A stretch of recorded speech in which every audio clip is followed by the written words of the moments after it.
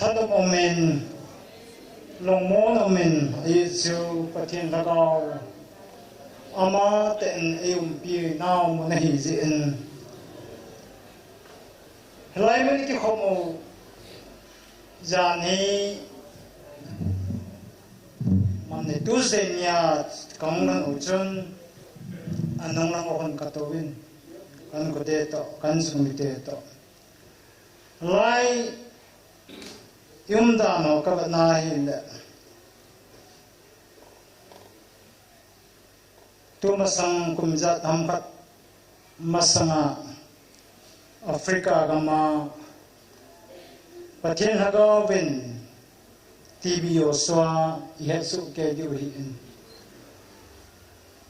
อามันจะอากิเฮนท่านเบสัน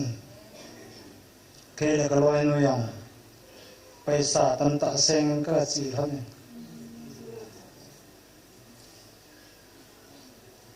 Friday Saturday Thursday เนี่ยก็ทำนู่น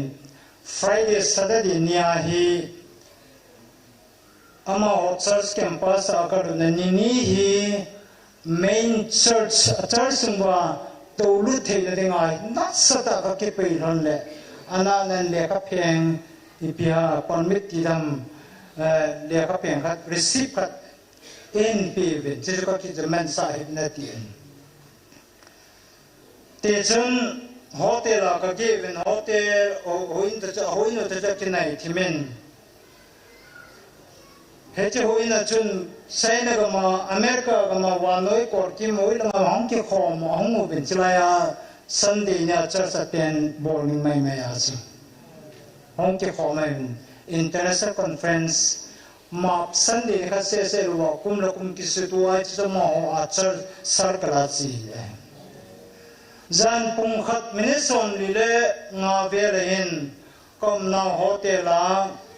อาต้องนู้จังเงินเซอร์ตัวนั้นที่พูดว่าเรามาวันนี้เราว่าเราอินนั่นจูเราเดียงทีเป็นไอ้เกี่ยจนเปเปอร์กันไอ้พานาสกิลุทุนานเด็กตีเห็นกับเพจจีรันพัลว่าจิบไปตาเห็นห่วงว่าดีตันเก็บปัสไม่อาจารย์ตัวดิมเสกันเหตุเนี่ยหลังขณะจนละอาการเล่นลำดินหอยตาหลังขณะจะมาเก็บปัสมาเห็นไรเมนออดิทอรีมาชาร์ลส์อารุตสิบมโลหัวจูเฮลังอาสังอาทีวีสกรีนก็อีกว่าอาสังอาจะ2000ตะบังตูกินอะไรจะมาก็เวรหันเจวินปงกีปงโคที่เวลาฮีองจะแค่ตะปูนองคิปันตัน service องคิปันนั้น Sunday นิมาสาเทสมันยอจูสกรีนอัลฮาวินเจจงพัดเววินเจวินservice มาpastor pasang itu jen kimangen aile atus ma savin helai mungkin khop nau chu epiti tam tile kala mau ki thong ha jing minister pat phang jen mun amuna hedi jen thilbu bu mo yang audo jing ovenนักพิจารณาเห็นเหตุอาจจะบักเก็ตนะฮีเนียร์เด็กใจว่าที่เราพูดว่ามันเหตุอาจจะอารมณ์น่าวฟลูร์มาตัวเรารู้เราจะตัดจะอาศัยที่เดิมอามาจะเหตุมาปองกินให้เป็นแค่มาเหตุน่าเล่นที่ก็สิมาเลยเกิดหลังตะบงอันนี้เป็นไอ้จนอามาหัวอับทีวีสัวอัตโตคอมพิวจูไวส์แมนทีวีมีงาตะบงอันนี้เป็นมันรัสเซียมันชุ่มไม่ที่อาจูมินิสทรีบอลหินอะไรฟอร์เรนมาหัวโย่เสียจมันขนาดเอกกูร์สเป็นหลังไซหลังขนาดอากินเวลาตัวก็เรื่องหลังขนาดก็เป็นนั่นมีหัวอามายาที่มุจิเทปนั่นลิดานจูอาจารย์สิลิดานจูเป็ดบอลคนนี้ยังเป็ดดิมเสจี Alam ki pantang elektrik sema bongchun kim bela Chinese so pathina ba chalami singku gala sa jingo ala pasar pan anto haban pani tijon ai te khanin gang tane ta ho chal pa ta to ha chi jeng gang chala ato ha ju de po ma ma le jong ti ko do jeng ipia kan sem yu pa en sing gatin ara upi ne chi su ga kilet nom hi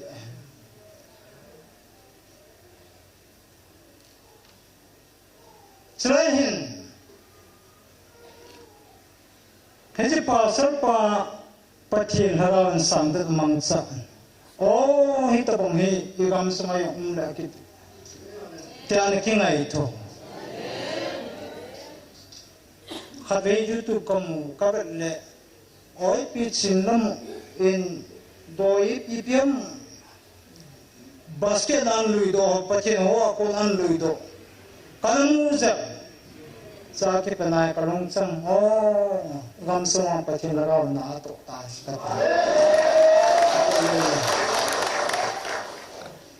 Hilaya gelo Afrika gam pera hiji vede nga tua im nau tabong vede nga Karachi pe tu ni gamso ang tay hallelujah tu ni atrwa hidat ki khomuhi mi khat mini evangelist no evangelist no ai lo koi dam mililo ma thisan kang jen jena hin kho an man da te ho ja tu na hi ja he pathinin in pu hoi pastor tibio so ang do ta ministry mo athu se ka ngai le a english broken english le kha tim be se India lang ajong migit lang kamu balkoni lang atolben taonan nei live in athisan na logen baduma achi ru noben India sama doctor mo ni jan ka chut na dam lo ka hi lan tun dam da kanai ta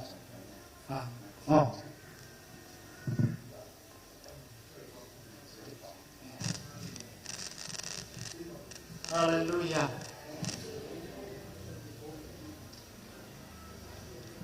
Ayah kan si galang kena mi tam mai katinau te building renta banoi kokin bela hongna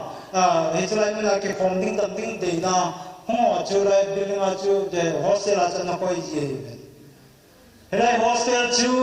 hece pasal pachun anato na hi anato ne ado de matam ji chun hoila ma ko nam i pyam ke lo ke ni chi masang de na chu lai vela ji building chung vela ji aircraft le nan lin hong leng an i ve nim ta hong leng alen do jo minute ko jo building jo chim la yen de mi za le som la ku ba thi yin API to bol hong je ji pasal ki bi yo so na to na chu attending architect on na thilo le tia ana to na gas bol ho si pasal ki bi yo so ni pe sayam he je Africa na han swa ke man ka dollar pe ta hi no ho dang na hai oi ka pasal chen pi ho ka ho na to pi ho khela ka dollar de am pu ya ki ne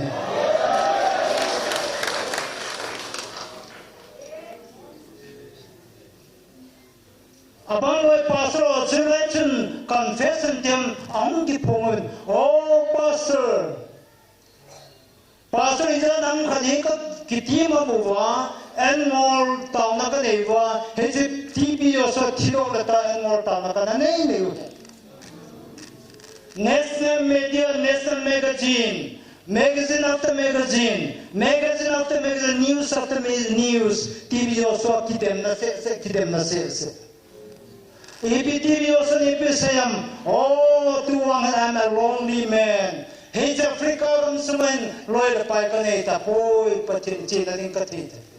Mayo se kangai lu na mayo se kata sang theta poi. At heting aman ning atau dengan sing. At heting aman ning atau dengan sing.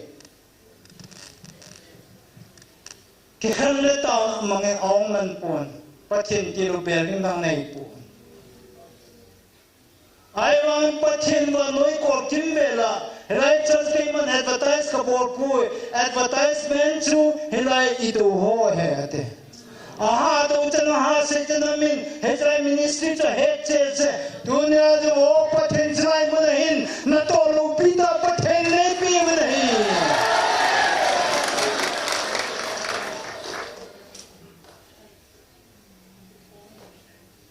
Long neo thei si pu ai chu pathen en pui khom. Va adena. Kakenai to no kikim nar sahin. Evangelist ST Baite hoilang kon ang kam ke do tam fat sa ka ki ho le ai ta ki mu khatu lu chu kam ke to ven kam ke ho le khadani kam ki su to ven ka loi nu to so pineu kikim ST Baite ai poi hono de lia bolu te hang ki te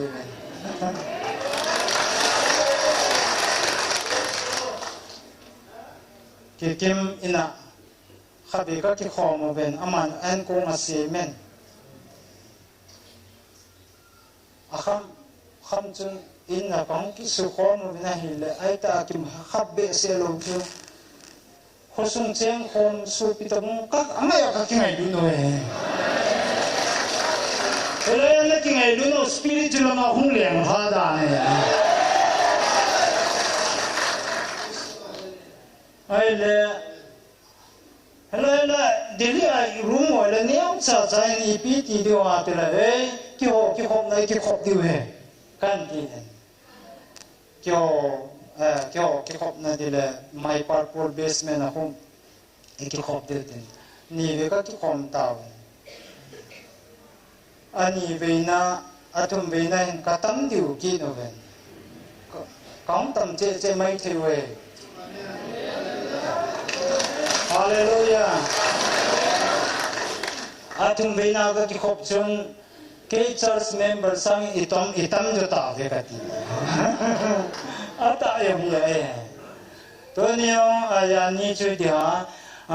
ST Baite Evangelist pu chu hon mang dia ma cha on lo ji chung EPT du ham ti le ho poi ki ho ni ki khom thing na ti ven. A ki khom thau ni asi. Ipinam dia so pite ho helaya yung hin nami suhi ja chinamu gami ten thachi miteng ai go no ba hela pathen ta he elung se pese je ba pathen chlai mun hi he ta ki khop khong ding le ama he thein dinga ama o ja thein puchlai mun pathen nan na he cha ko na he ban bana cha le he cha ko na he pathen pathe chan di wa helai mun hi pathen an lam gut khai mun thing hi ne Hallelujah. Eden sopite ho ayogan sema bungen yo se jungen pathen hagaw na to na kiti phap chu setan ha him ji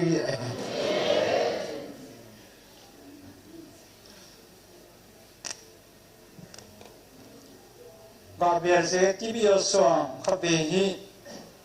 yutu man be melang heaven awena me sang ki kop na chu terrorist Boko Haram Christian the Holoin Boman ki pu tawen ang ki rai ro sumai bolu na mun ni mun to pasang a chai ro ying ti ai chu Africa hi Nigeria hi ni na ki kan langkar Christian hat be se lo ai ben he chun ama ministry a ko na hi a ho pathin ho adwa pan bo se elvin Adam na adok ta tam ni chen adin cholo yan tha chi da bo be boman ke pu ta ben ai le mission fulfill bo ma sang chen restaurant na ya bo mo cho koi ba mo ke pi khat i pi yang toi mission fulfill bo le hin he jo restaurant na hin bu ga ne te ta a chi le a chi live na mo da bo na restaurant ma chu TV screen a chu he chi ministry chu channel a tha ane laita win TV oson tauna ka amida kut ana tauna ka ne ho ku aga ben wale aita ipit ite seda lai ta chun lagau thing ti pathin lagau na to den ten achal pong chong chi ve bong jing confuse pa tao ma wa chu en jong le thei ta lo e che pha chun ai le amma ola ma ki ho bin akina ta ba ki khem ta ne apang lo zamang ta ita la ala wa leader pa chu he ti chun ai mo pu he le he chi tv o so chu ta na nei pi ai mo ki joni mo the ai mo ki na la ami da sim po ko tv o so an he ta chu ta na nei pi aung lu ta ne chal sma chun aung ne tes ne ne te e pi ti da na ne kai mo pu la ai la ma pa thi nei po islam muslim he kai mo po la ta ko tu na ko na ma nei ta pi jam imong kai mo thei pu pi de dam ja jong ka he ta ne pi de jam ma chu deliverance hai EPSM TV osan chini chun na hon try ni ta bang bonga hi tere chuan mi polo hon try minis chu mangding ako ne hi kana phakawa kana mu hi tan na he sam nang khana kha nang khoblo din na ki sa du na ya chu ka selo ke mo hap ta kha hi de venati na von ho yong chu anen de du jingen von ki khelu ila hap ta kha been fighting he spiritual warfare hi ka wa kyo lagao hu kwa ana hap ta kha den ki na ka hi ta ve Kangai to lo Israel mun hin tu in dong Israel mun ta yo hin tu in tu za no minai mu khali het khalu imi chan ta no ven lai mo lai so pite hao pathen la tong te ho man cha he dong spiritual warfare e ho man so ita phita yu pakrai lu pi chan ta han hallelujah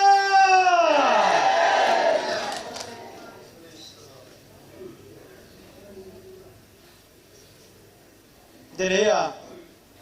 yang mana kamen tu masang dia jen khatarang buat lujian apa. Habe jo napi ka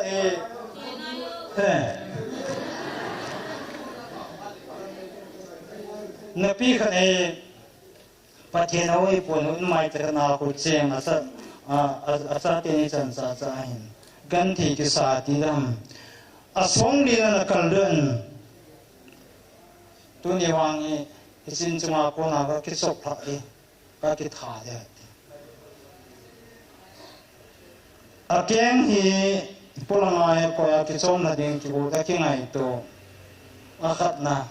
ani we na jija ka borkit ani we na yo thombe ni lawang kaki sok lha te de hati hai chama sangjun kaki kho mo hi le aung thai lu ne mo he cha he po na ma na sei na yin ste ma ku yong ga da go go da no sa jong lu pai ham nung kinong le a ki na hong ki lam cha ka he ta pu en ai ne ka jong en ke chun a yo jo pi he bang de CID hong ham ti yong ka ngai tu na sang ki cha na om ji ha nen ai le ama he hong ki khom pan tan ne ka ta na ka ne pi le hong au do ta Bible ai cái chân tu la kia là thà chứ isu bui gì đó nó chứ ama sa penya chứ các tàu pi là ading lại na fuin cái chân thà gạo chẳng cái sa ai pi đó lang thì ngày tu long ai là mà chứ thà gạo bốc anh này chứ lang cái khom pan tan khop xị lệ Bible các yang anh này abang kum la Bible na pulpit se na nei apung ho asala pulpit se na nei kitom jing khalani ti jun kana tu ji hat wen khabe hi payar kitis mong pathin ho lu kanang ki khom asam sau pi sam sam na sam mo hi cha khawa ki bong khom taw na kan nei bi ule phapi sa po dan thumi ka no do lar ke wen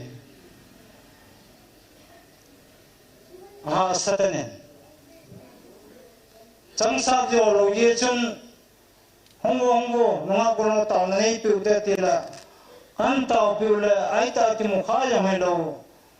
아웅길에 에오 타카지 왜야지 에오 타카지 왜 보라 아티 아무튼 안세도 랭기 못 파나가 포티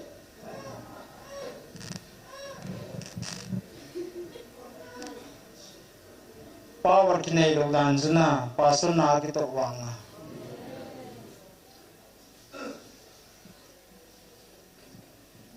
that's why money team harau team na to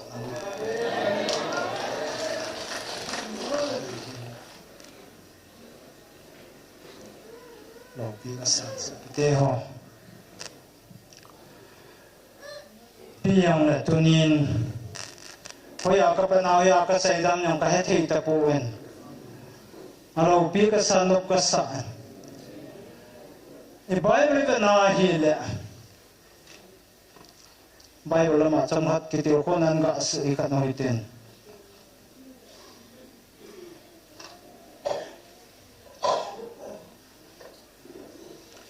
hebrew bung som na ni chang som na li la ma chen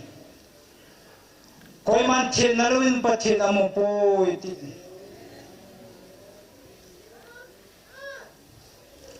Israel te ang po do tirvin temper yon na nei povin dan yon na nei povin ay gupta mandar ha tir hiven ay wang pa thiên ipe na seitam Exodus bungsom na kuswa chuin pakai Moses asin mipi henga chun gachin lang ama ho chu tunin jong jing teng jong le ana suting tan pathen basa paw even I sanctify them atine pathen nan to ding kon le ana ki suting movin ati chi ne Tony bola chinam sungwa pati mar somne don telu amdile kisu tengna telhena hin khoi mang theita povine kangai to lo bangkomna tesmani kazana chen elai zia jime dia hin telhena thuo ki seye telhena thuna satna focus bne 예전 강아이 또래 저라 telhena ki focus pati लगावे नाई तो पिबिए Hallelujah. Ten wen pathen koi mana mu thei poi thile. Tonin pastor hizakium ta, hobung hizakium ta, telhin thu ki seingam ta lo. Telhin thu pathen cha thing hiza, telhin thum thelwale. Hoila ya pathen hagau thing de ki gui jamwa pathen nai to pi ding ham.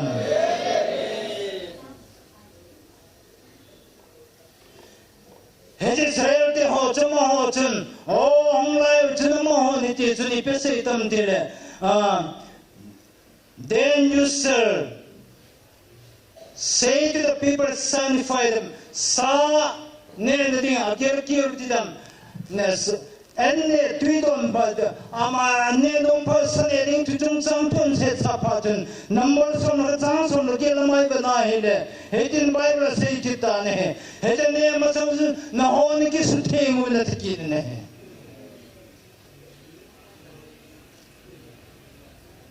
ai jordan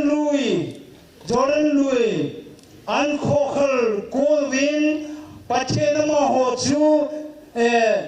promise land ragam te pamang de hitawen hedegam te pamang de ding kono wachun ai pesa ma pathin hen ama ho misrael te chu garjona pinom ji chun a pe ba samje pe seitam de joseph pungthum sang arum che bana hele anaki suthi oven sanctify them matiki ne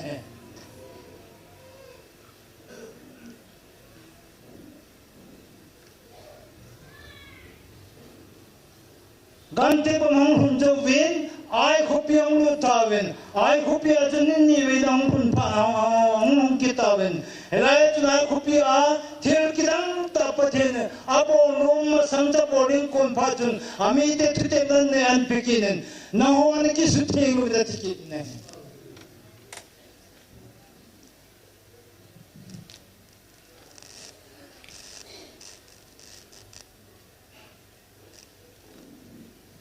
Tell him na controversy min tam ta nei ma nang yo Bible to Bible pathe tu na sei alam dang ai po Tonin so pite ho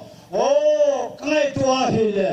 chi nam sung hin pathen nai to piding devin e family sung pathen na to piding devin ai ho bung sung pathen nai to piding de ai man thin hin nam no wale hoi la ya je pathen nai to piding ham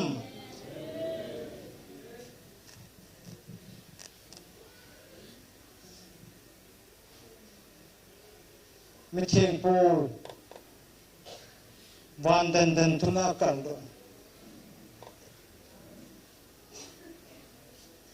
angka ka kando na mabin ngala a khata kiloi do iza umam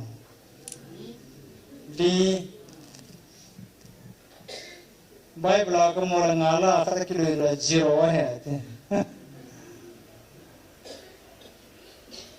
Korean bible chi ben na le meeting pur hi Wandan dan tuna kaldo ne Wandan dan tuna kaldo paten tugu tugisel kaiman tulahin kaiman mi mo pau le wan ti ho pau win thu sei jeng jong lang ngai lu na ka nei lo le sumeng ki bo king le khobbe ki beng ta bong bo hiding a hi thagau thu sei do theina thilpi nei jeng jong lang nang thugil jo si het khan le het na yo si nei jong lang chule mul tol mang theina ta san nei jong lang ngai lu na ka nei lo le imatsa ka hi lo a hi chule mi wai cha gan theo wa na dingin ka nei jo si tu jeng jong lang go wam jong lang go wam jeng dingin kata sa pumpi tu jeng jong lang ngai lu na ka nei lo le imatsa pat som na ampo kai to la so pi to ho tunin to nai to di wa dei kha chu igam sung wa chi nam lo wa ki ngai lu na in sung wa ho bung sa ki ngai lu na ho bung khat la khat ki ngai lu thei so ke ne lo ta ne ni din ka de sa ne Ibiang de meeting pool, amata wana, wanden den tunaga chia, til wan tugu te tam pitaga hedoa. Tasaner Bible times in the one te pau te pau one mem te pau one te ho pau in tu sei jeng jong na. Ngai lu na ka le lo zero kahi. Sumeng Kiboking le ko be kibeng tu ta bang bo ka hit lagaw pu sei do theinas thelpi nei jeng jong lang tugil jo si hetu na henan jo si nei jong lang chile mu tol mang theina kangai to la bible li sapi ho he o gam sun pa thai ja the kim tam ke yong pa sur ka hi ai bo ngai lu ta ka nei lu ai le meeting por ma ta wan dan tu na ka do pan man o wan tu gu te gifts of the holy spirit tan ta nei but he na mang zaman sa pan he te ngai lu ta ka nei lu ai le zero ka he te I ma cha ka he poi ana to jo si khobbe ki beng jing le tum gi a jo ko ka ki ve king ta bang ka he te Kangai to la tunin kaya kipan ka pasal jan pizza kam tawam. Ai pita pasal ya kima sinam suai chate nam te ho jo seu. Ai ulam hin khomang ka jo tawam. Iveng sebenal hobung ki put muntina hoin so ke je zan nu tion duty ki po. Hoi la jui pi ki tam pasal te ho. Adeden kay mami mo ka kitsanin koi mami mo ka chan poi ibi pasal kahiya tu na kaji ka sate jeng jong pathen ko ke pui di jong talo ibi ata pathen ei man cha thelu ham pathen ei man cha wali ibi ki mang chai pi he pen mat ka mai ta chu pathen na ki tong da na ki ham mi theng por wang jun zero ki dan Ya tu kuma na kitam zero so ite dan ai de pathen jung ai lu de hin pathen jung ai lu de hi ai de ngai lu na ministry at church ngai lu na wal zero so da be ye jung kai to ni so piti ho oh pasal teo khalakat kitira ko uten mundanga hedia hi khalakat kinai lu to su keva khalakat ki thai ki petuwa ekita ko petuwa chinam singo pathena o chan pasal teo o na to hunta pathena gaute eina ko lasun kakangai to la tunin no moga kisan afrika ga ma banga kisia elai gam sma hu ki walu thelo koi ma chang koi mo pu nahi ai wa so pite ho o ita pathene ko no mun men mi chom thum ngai to anang yola Patien o hi zaponote, patien o hi nung panote, patien dusi ngai panote. Patien iji bola ji pole, it doesn't make much sense. Nama nang jara kunirong nggak tuya kun nggak kiti lutan dele. Helai tui Jordan Luisan nende tuje, ai pilai bisa pale, helai tui mai ji teki kame nama langau patien lawan nggak kis tinggal tidak ham. Ya tuturan oh Bible kana semin degree khob bemin kana ithobe hai Bible college sa principal kain sabte American missionary ho to kum sota Bible college na kata tu na Bible college sa principal na kata ngalai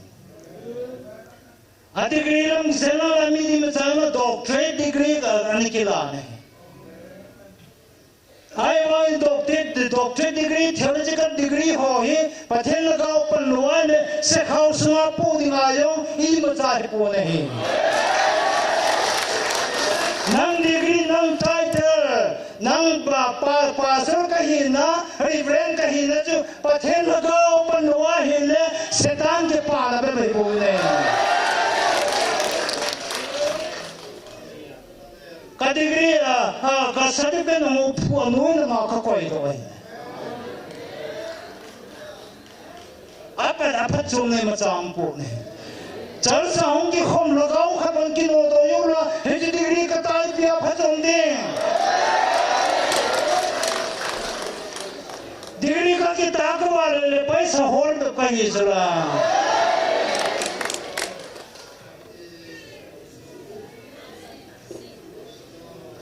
Hallelujah!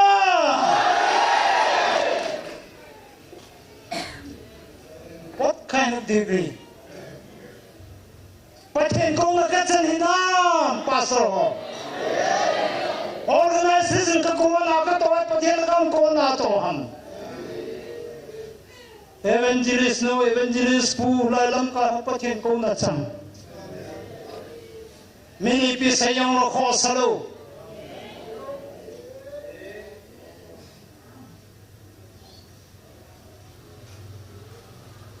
Many del ito dawa kini tuwai tuya wan kinong ta de pi khoda na ni kene ki chi thong dinga tia thong ju pathi men ki tia na pa chom ji ro da hallelujah oh meeting pool Damascus who came up at Hinakova, Vanavay, Hovan, and Tunakalwa, Nailuna Canelo, Zero Kahibu, Imazaka Hipoite, Imazaki Hero Dandan, oh, a friend degree title Kisuma, but Henaka to say, Kihatimon Talo, Kizatimon Talo, if Yangi I don't take Montalo.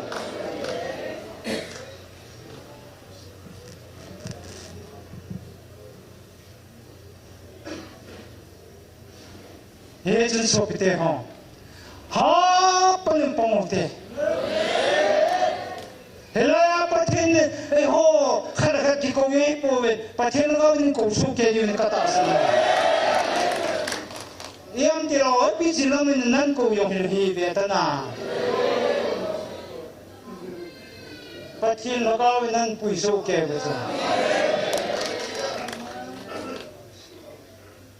Tunai thorang mazahi pon hai. Oh, anu tesmani ka se TV yo sasan. Oh, Africa nation na. Heta jo gan the to persecute ki bola. Abang ama hi number 4 jo hi ativa. Heta army sor humba. Ain che ka bolwa. Tinghang thingmo ya kai lu no ba. Heta jo mai thara tha ja go no ba. abang la jela koiwa abang la numi holoi chun tv osun ei zon pie sa naw ki chaiwa akona ki complain bola chiwa tv osun ei zon pia heta ine ai case reporting la ansudan khorkhorule an hizilo epite dalana jujuna sente sing helumena kamanga ilu pie poti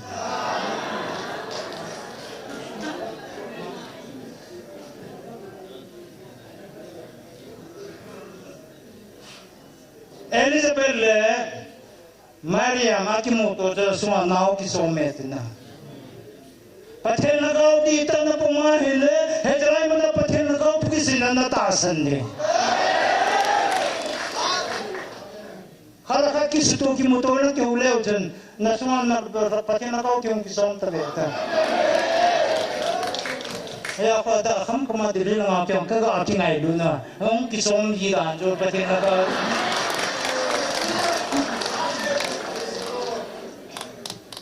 Hallelujah. Hada himen sopito iha che dewa ayetu nam leke mimradi hipon nam leveladi manaya ki khome buvine he kangai to lo iji cha to jan khajani devotion ki poryon jan thunre ki kina jita helai ni ja kuble ni soma bor ki khoma chim thailo athui che ke yong tu adi hinama khachi nong lo vita ya he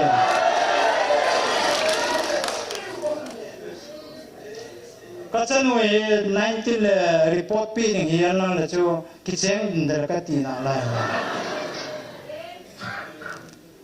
kangai to lo la ka ba le mi tam pita la he pro line africa ga chia ba no ko kimwela china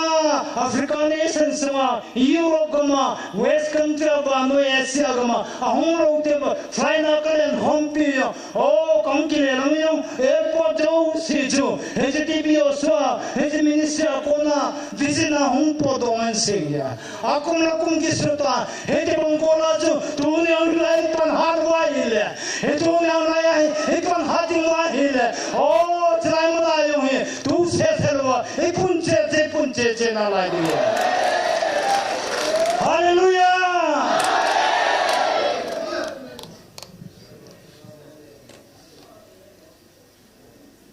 Asusa street revival kitin nang naja kha diwen theological hon simugen Asusa street revival hezrai junama hoyo hin al street khat ayin america asma tauna amang taw na hele pathel lagawin kidam tan na antong penta ne thelma kidam ta hung ta ne Dole janya Susa street revival tina ki sai sina ai pia tunia hi hejra Susa street revival ki ho baya tam miracles tilma kilam hoya matam amo de jun aki patilan taunan ha bene he ai wangin ong chi ta ne hele taunan mong hadai de win tonin hilai mun taun mun yong chom thei ta pu ne Christian te hoi pathe chen ting le comfort zone a kum nom ji ne pathe ko ma ta ki ne je jam khan upsa ne ya hele in upsa rai ta chu setan man cha ji na ei pui mang the tolen sopito khala ki tir khona ke khasam pe nyong la hilai muna ko na hi mi tam ta o mun chom ma hilai mun ji me ti hai ami chang mi hita hon be na thagawa thara na ne hi ai hilai munan be na thagawa thir mu do na ne hilai munan be na thagawa hinan ne ye hilai munan be na thagawan kuan umhe ye chen hada heaven no te o hada heaven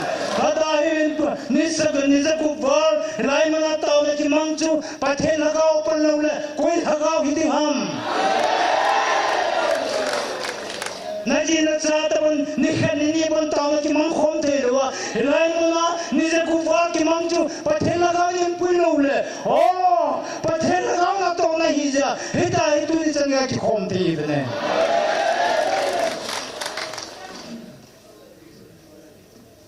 Pastor Thangevin Nangin Mukhalo Nang Muet Laya spiritual better feel anam san su khalo di da ne wang pha ko sa le ke wang jalan pha ki mangi lang nyon ai ti hijul lai mana ka tum pho mai hing se na anu la ko o jalan mun tuan ti te na chung ai nga nao pa thiên la ka ki phon mun na asma ka chul po po la hing se nai tai ka ti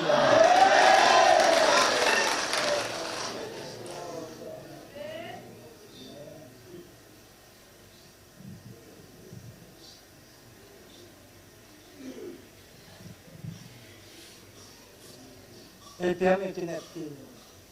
meeting pon ngai lu na kanai lo le meeting pon ngai lu na kanai lo ni masa kai ko zero kai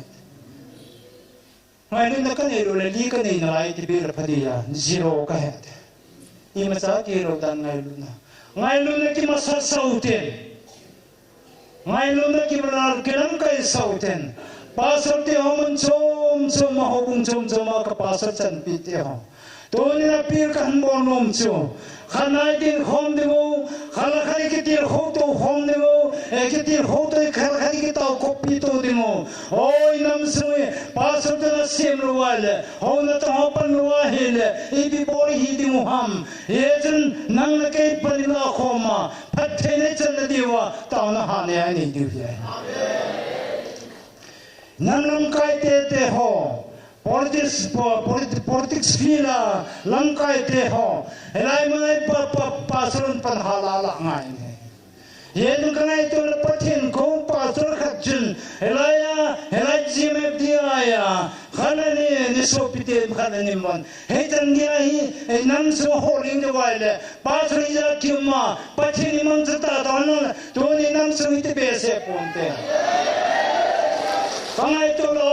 ipi pasal ke ipi na to dan ke ngai lu ke nei po he ni to ding dor bong win pa the no wa noi kor kim ra tip ha kau ti hu do we ha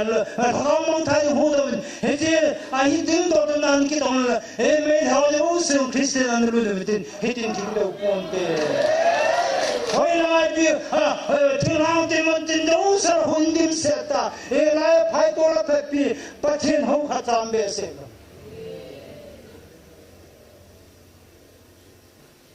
ama ho malai cha te ori hap yang kitam che che yen ho ini saurari hap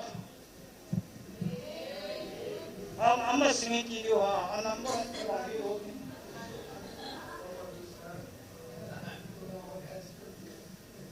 rehab ho ini jadi tu nawam rehab jadi nei bon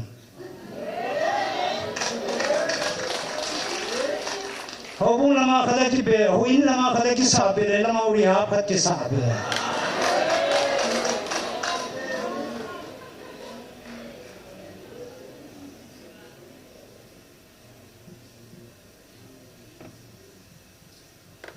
Pasal te ho, ke yang, kalau ni ho si yang ipi pasal na ya ita na ita tasip lom na na. Oleh patien ko na sang lo nem ka cha e patien ko na sang lo ka yam ke ka kin mo ye ka kin ala no ni je bo ne yesu ka ne pasal jo ti a jo wat sto wala ami te veng tu de na patien nan se hen tu lai no te on ai veng sung ka veng tu mo no te duty ki pusa ta paisa hoi ni wa apa po ka tinai po ha sai sa de a ya pai ki kom ne ni wa lo ya to bunga ki jam te lai mo hoi tan ki sa yo nang le phoi che na lai kan si lo nom na chu lai pathin ha ka win tha ka mong thi thai ding ko ho do win ta 80 re ko sorry so now Tuhan tahan panlaki no ti ilawin selain nahin. Pasal tambi muncung sumayong heti jempan nasu kete. Kalau mang thai ding pun ane te. Adin so pite ho kingai lu na khalakat kingai lu te. Lan denomination hin ki khan war be se tawin tulai hin denomination hi territory pita small kingdom lengam neu cha cha nam kine mina mu thilu yam boundary ki same khadong na lu thilu khadong na lu thilu ai wang kata sendani so pitio tonin je pakal mine su chimuwa o je jo sura mi tio je ko kolpia vikim bela pathen je ko kolpelo chimbunga tono chinam sungwa heji ki khentan nahi pathen ga thana ko nei lo chimba pathen ba chai khomba pathen ho khomba ekinai lo te pathen ga na hen tongin hilaya miracle tam lo thila ki no do tam bunga mun khan se mun chom mai huta chu inam sumai ta bunga deliverance neva pathen mal somna pathen wang po tamta idon diwi pathen elam gupi Hejra dengan pathen celai menjem neptiaya, letrai cuma komite ho, lamkai tu teo tuningan mengceta nahi, haleluya, helai mana kona he, cinam semua kona, apa hungcali ya. Ye jem pathen lagawin na to teng, koi macam na tu jauh dengan pone, nang kei tem bangat cangsa dengan pone. Pathen asai do kat asai hijingan, bana nei se do mana tiromje, ni sam na tiromje. Koi macam ada apa pathen tu ne jauh ni koi sakyum pone. Jeda bangolin serai mana hi pathen lagawin hidin tong hidin bolun tele. Ina to di walu pri besen, ahoy besen in besen. Tirdang dang neu caca ki sabui da param pone. Helma tasan lote ho, ayathem lo lai te ho, pathen ngai lu je ya chu. Eoni bol the pinu cha ngai ngai lu ting pa hoi yi ne. Hallelujah. No te pate ho. Oi bon jong lang ki khom bon sawin. Tonen pathen emer sum pathe chan te ho ge. A jole he ta bang pathen thil pi ho ge. Ha. Chi maintain Terjauh si maintain angai ne, cell phone ne yang maintain bongai, car ne maintain bongai.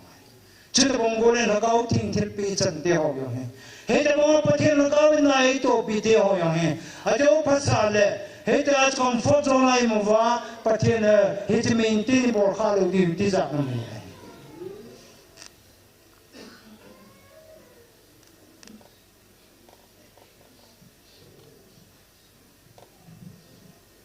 Yesus sokte ho, tahu nara malu narte, tahu nari nga ite isau katu ni, tahu nari jeng wenjan jeng speaker pan setan nai lu natua, bon san, inam sungwa sinam sungwa bon sawa kingai lu na hobung sungwa kar ikingai tu ngai lu na pathen lagau ngai lunan vai hom na dingin pathen lam be ki utin pathen ko mata na ki te ibon san anading utin la khat saw utin pathen olo pi be se olo pi pen hallelujah saw te sila tu saw te sa jo le bon san pathen ko mata na ni utin